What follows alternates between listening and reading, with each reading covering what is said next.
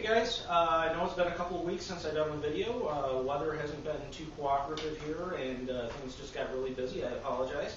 So for this video, what I decided to do is pull out some simulators, reinstall them on my computer. I had to redo my computer anyways, had some problems with it, and talk about simulators. I think that simulators are the best way to learn these days.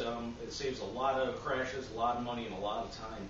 So I've got several simulators that I own, and I put a demo of one or two of the ones that I actually don't own on the computer, just to include those as well. I think I got 6 of them for you. I did some videos from all of them so that you can see the graphics and stuff. I'll put up my computer specs so you can see what kind of computer I have and stuff.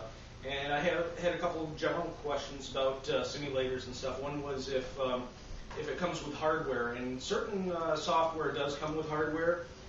This is the transmitter that comes with FS1, and I know that also Real Flight comes with a transmitter, and some of the other ones like Phoenix will come with an actual real transmitter, and then just a cable that goes to the computer. So you can actually use that for flying as 2.4 gigahertz, I believe it's a Spectrum, or you can get it without and use your own transmitter. And that's pretty much the way it goes for most of the software, is you can use your own transmitter with a special cord and stuff. So let's start with the reviews, and I'll try to tell you the highs and lows of each software. First up is FMS, Flying Model Simulator. This is bare bones, no frills simulator. This is the one that you can download for free off the internet. And it also comes with the transmitter boxes that you can buy from Nitroplanes, Hobby Parts, and a bunch of other web-based places. And it's okay. It's not terrific. Graphics are really subpar this day and age. It looks like it comes from 1989 or something. The feeling is not super realistic, but it's not bad. In a pinch, you know, if you're on a really tight budget, it's definitely better than nothing at all. So if you have a low-end computer, this should run okay on a low-end computer, and it'll at least get you the basics, teach you how to fly. There's not a whole lot of tutorials or anything on it, but it'll get you on the stick. So I think it's from Hobby Parts and Nitroplanes. I want to say they're under $30. You can get the transmitter box and the software already on CD, and you install it, and you're off and running. And it's absolutely better than nothing, but it is not the best in my opinion. The feel, especially when coming in for landing and stuff, isn't quite real. One of the things that seems to be a common factor in all these simulators is they all tend to feel a little bit floaty. The planes tend to glide a little bit more than they should.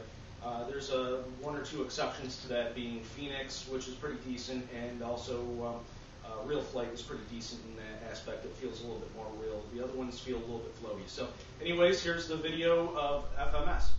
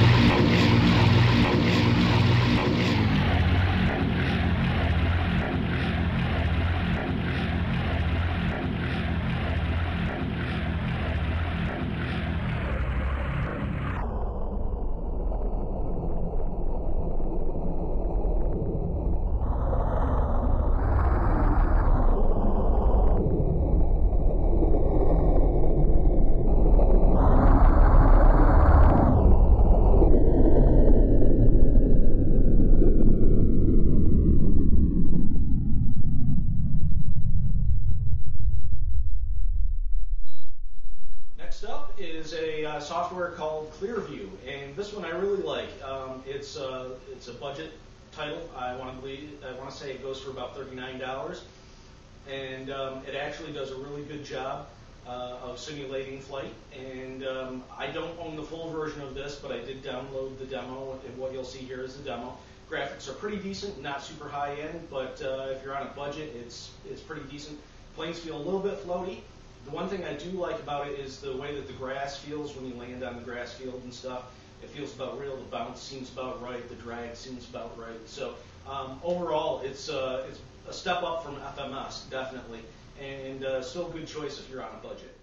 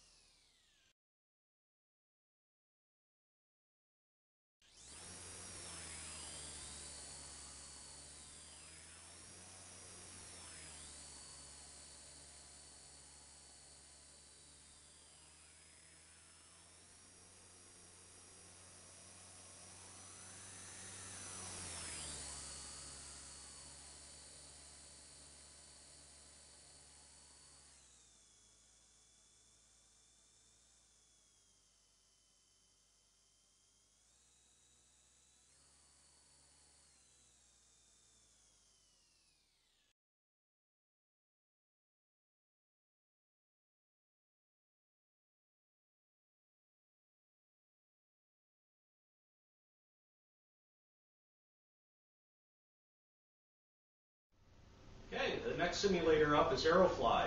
This is an older software, still one of my favorites though. I really like this software. The graphics are good on it. They're still good to this day. You'll see it on the video. But you can use a panoramic image. I prefer the panoramic image. It gives a more realistic look to the background. It's less distracting than the 3D backgrounds are, in my opinion. So, really nice software. The feel is real, a little bit floaty. And the grass seems a little bit bumpy and stuff, but overall, I really like the way this handles and the way it feels. It feels like more realistic. Again, I don't even know if you can buy this anymore. You might be able to find it on eBay or something because it is an older software, but I've had lots of good luck with this one. Here's the video.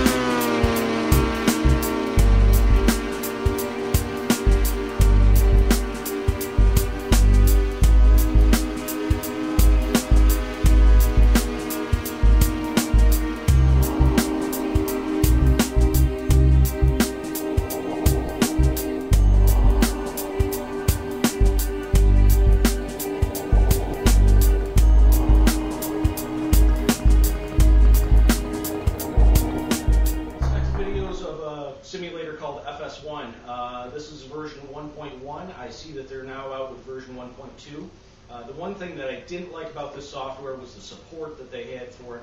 There didn't seem to be a lot of planes or anything, and customers couldn't create their own planes or anything. You had to buy them in packs. and they really didn't do a whole lot of support on it. Now I see version 2.0 is out. I don't know anything about it. This is version 1.1, and it still flies great. It's an older version, but the graphics are still fantastic. The feel is great. I really like the way that the plane's handling this. They don't feel quite as floaty, although they still feel a little bit floaty, I think.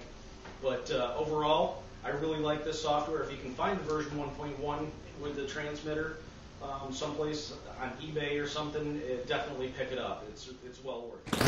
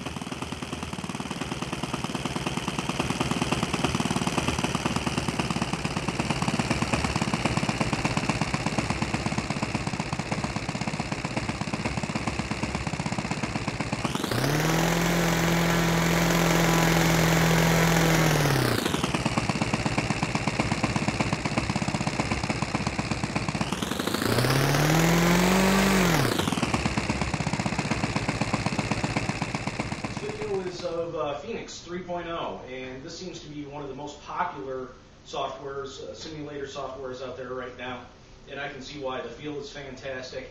The ground feels a little bit bumpy when you land and take off. The planes bounce around a little bit more than I think that they should, but actually flying in the air is almost spot on. It's a terrific tool.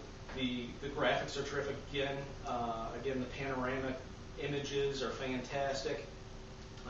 For some reason, I'm having a graphics problem on my computer with this. When I turn on the anti-lacing, for whatever reason, the airplane actually disappears.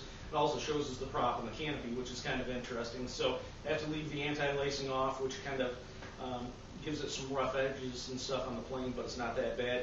But the feel is definitely there. If you want a good simulator, this is definitely the one. This is a lot more pricey than some of the other ones. I'm not sure what the going price is right now, but if you have the money, definitely invest in it.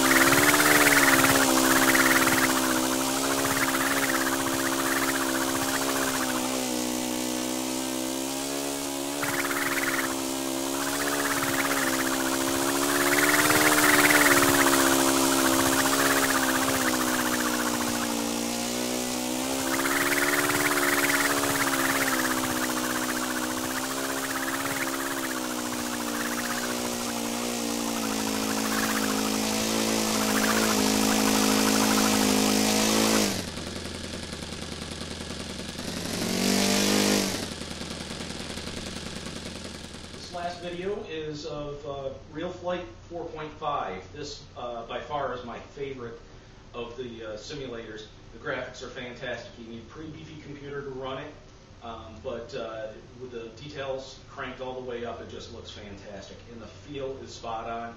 The landings are spot on. The glide feels spot on. All these softwares, most of them anyways, have options like wind and stuff like that that you can add in. All these were filmed with no wind or anything turned on, so but it feels the most real, even with the wind and gusts and stuff turned on. So this one I like the best. I haven't had a chance to try version 5.5 yet, but this is 4.5. Really like it, and right now I'm happy with it. I'll probably stay there. So again, this is the whole rundown of all of them, and I hope that you find one that will suit your needs. Here's the video of 4.5.